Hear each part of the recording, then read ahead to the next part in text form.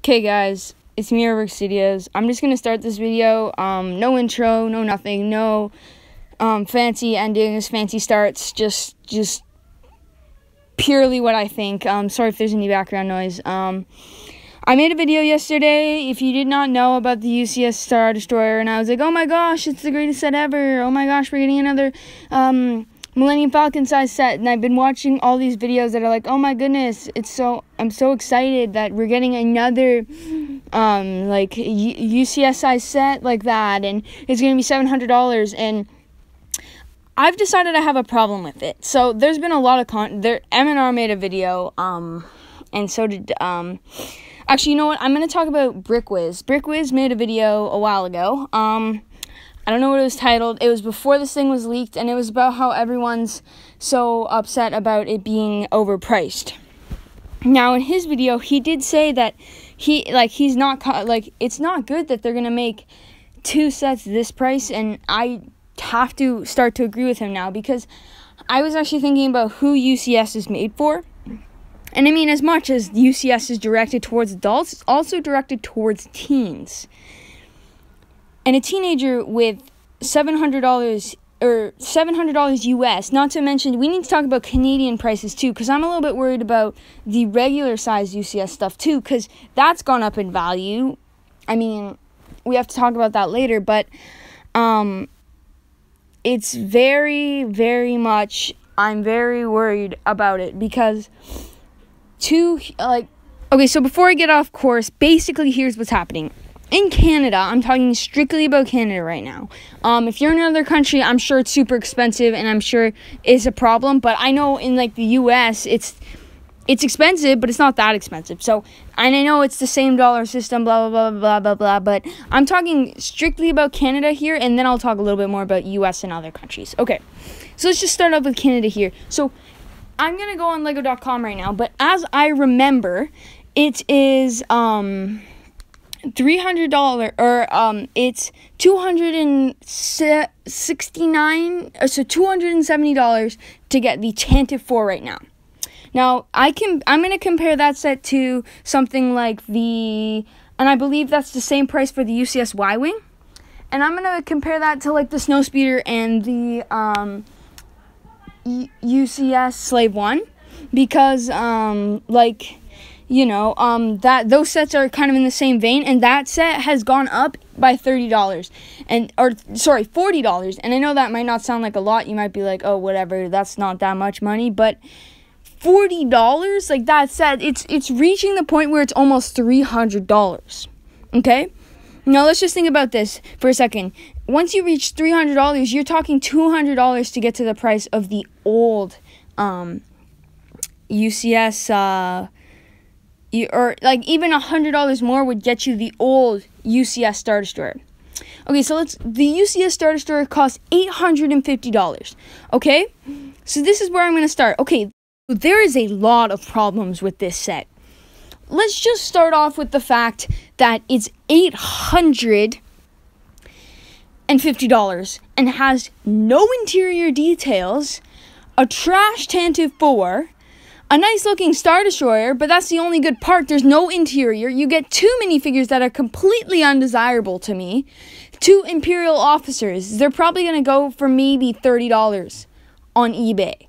Like, no, Lego. Like, here's the thing. Here's the reason why I think the UCS Falcon, I think it's not going to be as special, first off, anymore because of this set. But I also, oh my goodness, the UCS Falcon, something I like, that one's $900 Canadian, so that's $50 more. How many minifigures do you get in that set? I'm just about to check. You get so many more minifigures, and you get interior details. So, I mean, like, what would you rather hear, right?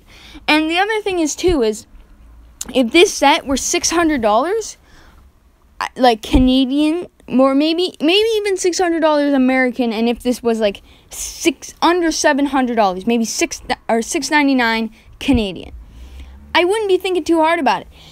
But like you get 6 7 minifigures, along with 2 exclusive ports at the time, BB-8, so that's even more. That's like what?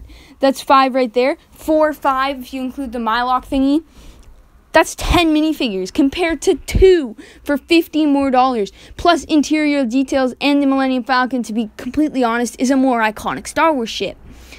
I was right about Tantive 4, and I was also right about never mind. The Y-Wing Starfighter is only $250 here, so that went up by $20. So still though, like, I'm kind of nervous now that these sets are going up in price. I really like the Cloud City. I'm definitely gonna get going on that one. I need to start saving up some money for that one, because it's like $350, or sorry, $400. But the Death Star here is $600. Okay, so none of those are bad. I feel like if the Star Destroyer came in at around $600, I feel like that's more reasonable. Even $650 is way more reasonable than asking for $850 for 2 undesirable minifigures. A trash Tantive 4, an awesome looking ship with no interior details. Like, no.